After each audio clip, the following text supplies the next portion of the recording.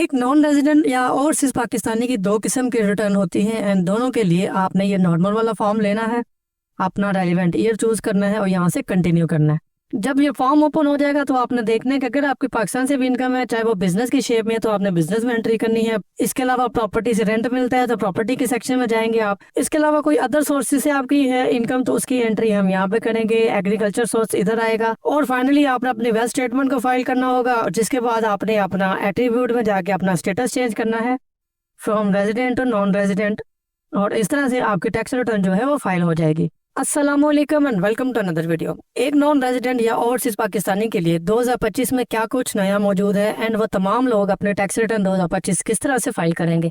तो tax return थोड़ा different होगी एंड अगर आपके पाकिस्तान से कोई भी इनकम नहीं है और आप बस प्रॉपर्टीज या बैंक बैलेंस रखते हो पाकिस्तान में, तो आपकी टैक्स रिटर्न सिंपल है, ईजी है और मैं आपको वो फाइल करना इस वीडियो में बताऊंगा। यही और इससे मिलती जुलती कंप्लीट इन्फॉर्मेशन के लिए आपने इस वीडियो को अच्छे से समझना है। तो चाहे अब आप नॉन रेजिडेंट है विद पाकिस्तान इनकम और विदाउट पाकिस्तान इनकम, दोनों केसेस में आपने नॉर्मल रिटर्न वाला फॉर्म लेना है। यहाँ से आपने वो पीरियड चूज करना है और कंटिन्यू करना है। एफबीआई ने ये एक सिंप्लीफाइड टैक्स रिटर्न फॉर्म दिया है जो मेरे ख्याल में आपको अप्लाई नहीं करता और आपने इसको यूज भी नहीं करना।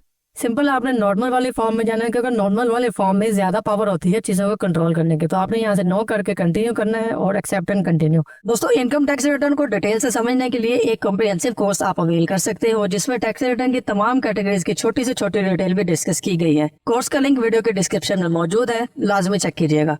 यहाँ पे सबसे पहले आपने ये डिसाइड करना है कि अगर आपकी पाकिस्तान से इनकम है तो वो इनकम किस सोर्स से है, यानी प्रॉपर्टी से है, बिजनेस से है, अदर सोर्सेज है, या आपके कोई यहाँ पे सेविंग्स अकाउंट वगैरह है जिससे आप ये प्रॉपर्टी ये सारी इनकम जनरेट कर रहे हैं, या कोई एग्रीकल्चर से इनकम है तो वो होगी सारी।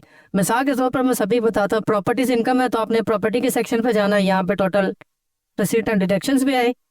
आप एक साल में आपने अपने पाकिस्तान से जितनी भी प्रॉपर्टीज के केस आपने इनकम रिसीव की है उसको आप यहाँ पे लिखते हैं। मिसाल के तौर पर हम लिख देते हैं 8 लाख।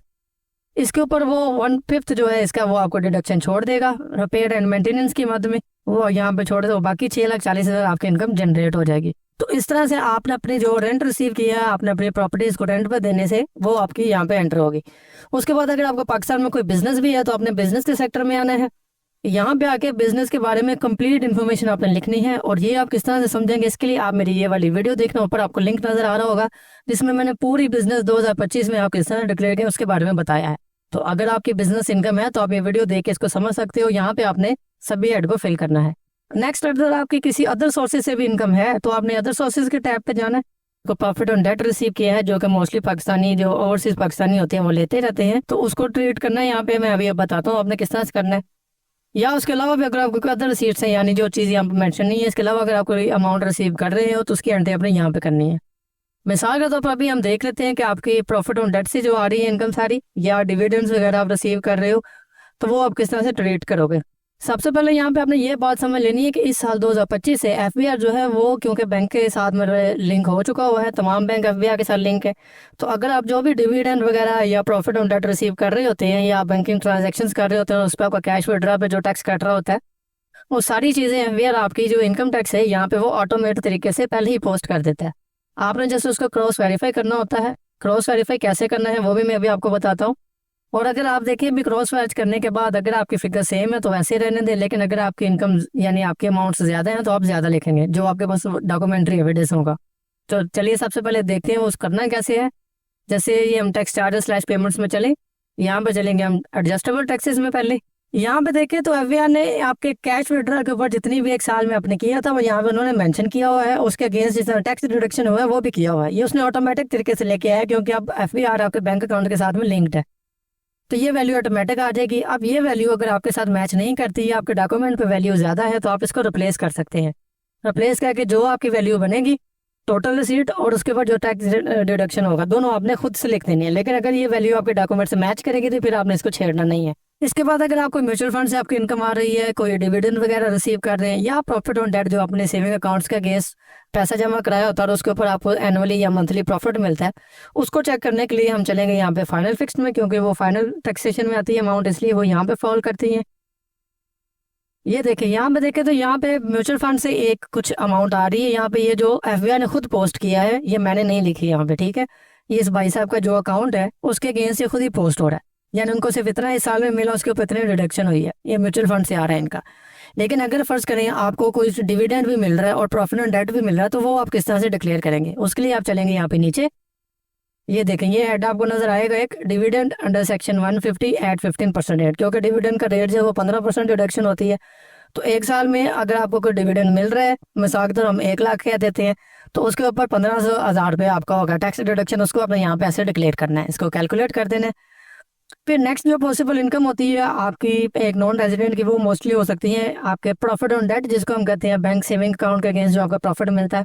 उसके लिए आपने मजीद थोड़ा नीचे जाना है, यहाँ पे आपको हेड नजर आएगा, ये देखें, profit on debt from bank account slash deposits at 15%, if amount not exceeding 5 million, यानी 5 मिलियन से कम आपका प्रॉफिट हुआ एक साल में, तो आपने यहाँ पे बताना है।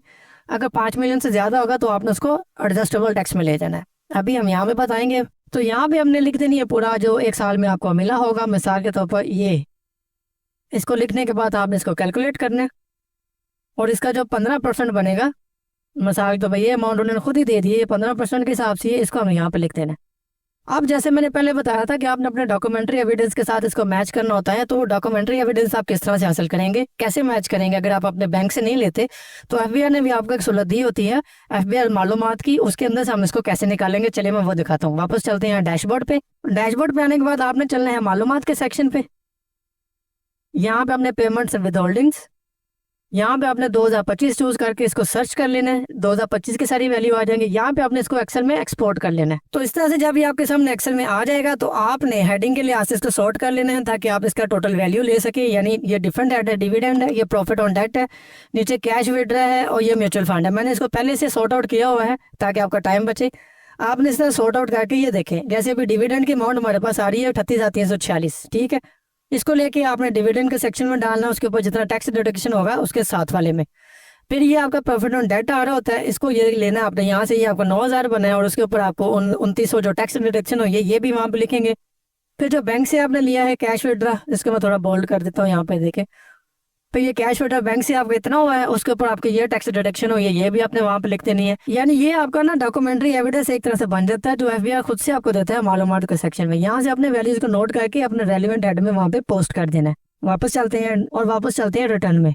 तो आई होप आपको समझ आ गई होगी कि आपने ये वैल्यूज को किस तरह से लेना है। या तो अपने बैंक से बैंक स्टेटमेंट ले लें एक साल की, वहाँ से आपको सारी वैल्यूज मिल जाएगी, या फिर आप इसको भी यूज कर सकते हैं। लेकिन अगर आप फर्स्ट टाइम अपनी रिटर्न फाइल कर रहे होंगे तो आपको यहाँ पे कोई भी वैल्यू नहीं मिलेगी, ना ही एफबीआई यहाँ पे पोस्ट करेगा। लिहाजा बेटर है आप अपने बैंक से एनुअल टैक्स स्टेटमेंट या एनुअल स्टेटमेंट अपने अकाउंट्स के लिए लें, फिर यहाँ पे इसको पोस्ट करें। और जब दोस्तों आप अपने सभी ये म्यूचुअल फंड अपना यहाँ पे डिविडेंड्स और प्रॉफिट ऑन डेट को यहाँ पे लिख देंगे ना अच्छी तरह से, डॉक्यूमेंट्स देख के या ये मालूमात वगैरह से देखे, जब आपको पता लग जाए हाँ जी इतना ही है, तो तब आपने इनका टोटल करना होता है। जैसे ये 7,90,000, ये 1,08,90,000 और ये 70, यानी 8,90,070। इसको आपने ये अदर सोर्सेज में लेके जाना है, और यहाँ पे डिडक्शंस और ये प्रॉफिट ऑन डेट, ये देखें, इसके आगे आपने यहाँ पे इसको डिक्लेयर कर देना है। मिसाल तब कहते हैं 8,90,070, ये हमने यहाँ पे इस तरह से लिखना होता है। ये देखें यहाँ पे, क्योंकि ये फाइनल टैक्सेशन में होता है तो यहाँ पे खुद ही आ जाएगा।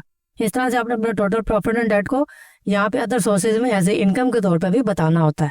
फिर एक और इनकम है आपके लिए, वो होती है आपकी एग्रीकल्चर इनकम। अगर आप एग्रीकल्चर से इनकम ले रहे हैं तो आपने एग्रीकल्चर के सेक्शन में जाना है।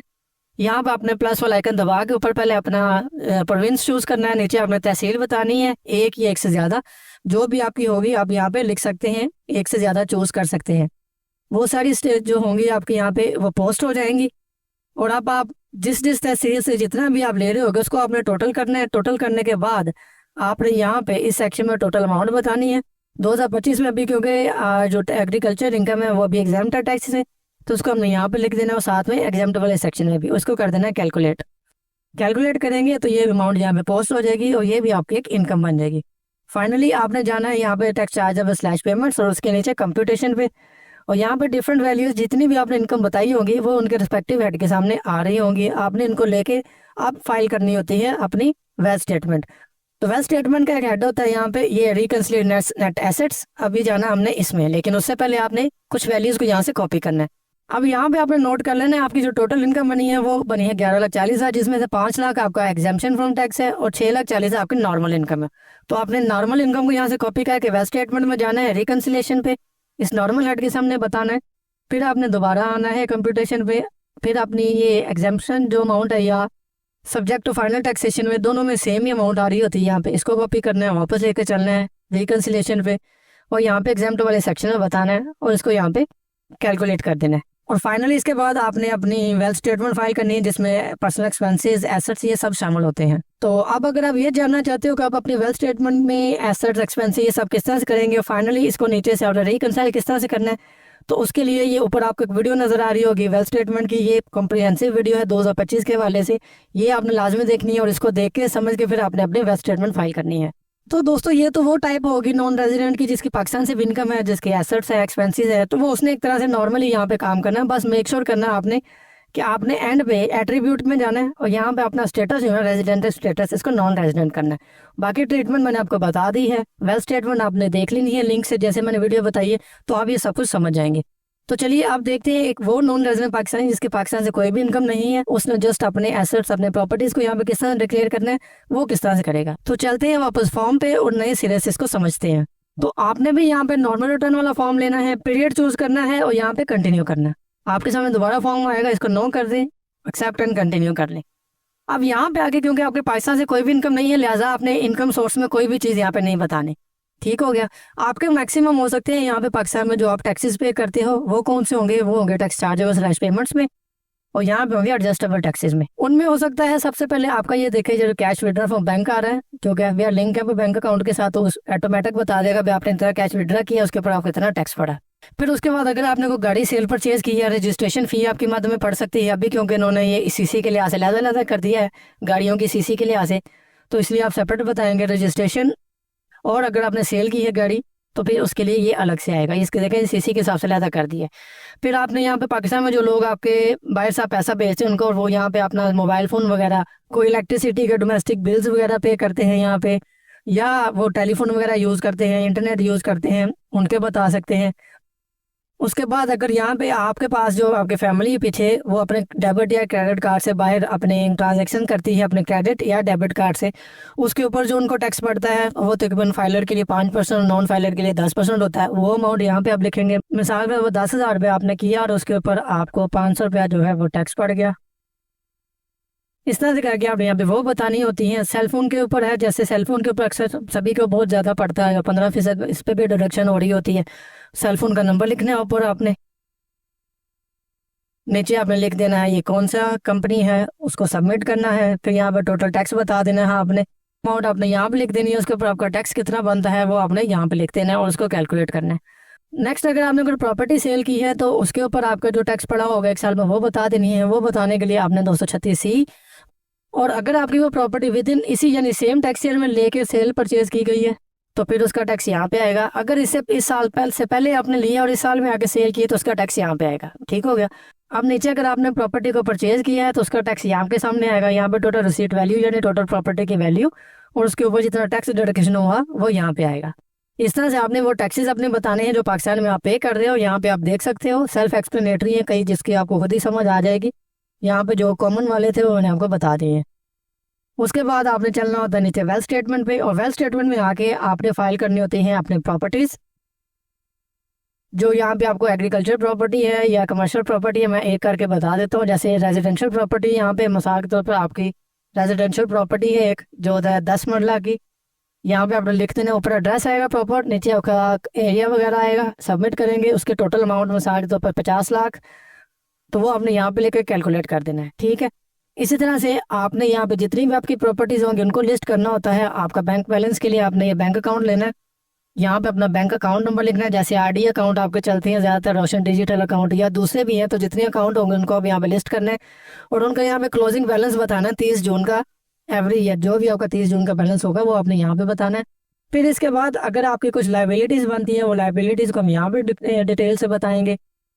और इसके बाद जो आपके 1 साल के एक्सपेंसेस हो रहे होंगे यहाँ पे, तो वो एक्सपेंसेस की डिटेल हम सारी यहाँ पे लिखेंगे। ठीक हो गया। और फाइनली क्योंकि अगर आपकी प्रॉपर्टीज पाकिस्तान में हैं तो ये सारी प्रॉपर्टीज को आपने 7E में, जिसको कैपिटल एसेट कहते हैं, उसमें भी डिक्लेयर करनी होती हैं। तो जैसे जैसे प्रॉपर्टी आप सेम यहाँ पे लिखेंगे वैसे ही आपने लेके जानी है टैक्स चार्जेबल स्लैश पेमेंट्स और ये कैपिटल एसेट्स। यहाँ पे आके भी सेम आपने रेजिडेंशियल के सामने वो प्रॉपर्टी को डिक्लेयर करना है। जैसे मेजरमेंट यूनिट लेंगे मरला, यहाँ पे लिखेंगे 10, नीचे एड्रेस आएगा आपका, और फिर आपने टाउन बताना है कौन सा आपका रेलिवेंट है। फिर आपने बताना है वो टैक्स एग्जेम्पशन है या नहीं है, क्योंकि अगर आपका एक ही एसेट होगा तो वो उसको आपने यस करना है और यहाँ से आपने कह देना one capital as self own by tax payer. इसके ऊपर भी मेरी पूरी वीडियो है 7E के ऊपर, वो आप चैनल पर चेक कर लीजिएगा या वीडियो के डिस्क्रिप्शन में भी आपको लिंक मिल जाएगा, तो आपको पता चल जाएगा कि इसको हम किस तरह से फाइल करेंगे। और फिर फाइनली आपने नीचे बताना है वो कंस्ट्रक्टेड है तो यस करेंगे, यहाँ पे कवर एरिया जितना भी उसने किया होगा प्रॉपर्टी ने कवर वो लिख के, और सेम अमाउंट आपने यहाँ पे कॉस्ट में लिख देनी है, ठीक है। और यहाँ से इसको कैलकुलेट करते हैं। ये इसलिए ज़रूरी होता है भी कल को जब आप इसको सेल करना चाहो तो यहाँ से आपको कैपिटल एसेट का एक फॉर्म चाहिए होता है जो फिर आप प्रॉपर्टी के लिए सबमिट करते हो साथ में, तब आपकी ये सेल होती है। तो इस तरह से एक जो नॉन रेजिडेंट पाकिस्तानी जिसकी पाकिस्तान से कोई भी इनकम नहीं है उसने यहाँ पे अपने एसेट्स एक्सपेंसेस और अपनी रिकन्सिलेशन करनी होती है। तो एंड पे अगर आप ये जानना चाहते हो कि आप अपनी वेल्थ स्टेटमेंट को प्रॉपरली किस तरह से फाइल करेंगे तो उसके लिए आपने लेफ्ट वाली वीडियो देखनी है। और अगर आप ये जानना चाहते हो कि आप अपनी बिजनेस के टैक्स रिटर्न किस तरह से फाइल करेंगे तो राइट वाली वीडियो देखो। मैं मिलता हूँ आपसे अगली वीडियो के साथ, तब तक के लिए अल्लाह हाफिज़।